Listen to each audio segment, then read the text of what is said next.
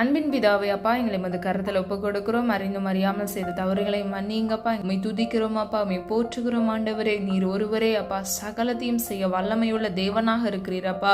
ஒவ்வொரு பிள்ளைகளுடைய தேவைகளை கத்தர் சந்திங்கப்பா. நெடுநாள் உடைய சமூகத்தில் காத்திருந்து ஜெபித்த ஒவ்வொரு விண்ணப்பங்களுக்கும் அப்பா இயேசுவின் வல்லமிட நாமத்தினால் உடைய சித்தத்தின்படி அதை சீக்கிரத்தில் அப்பா பிள்ளைகள் சுதந்திரித்துக் கொள்ள ஒரு வெற்றியுள்ள ஜீவியத்தை வாழ கிருபை செய்வீராக. ஒவ்வொரு பிள்ளைகளையும் பாதுகாத்துக் கொள்ளுங்க. இம்மட்டும் வழிநடத்தி வந்த தேவன் இனிவரும் நாட்களிலும் அப்பா கண்மணி போல் நீர் பாதுகாத்து வழிநடத்தும்படியாக ஜெபிக்கிறேன் அப்பா.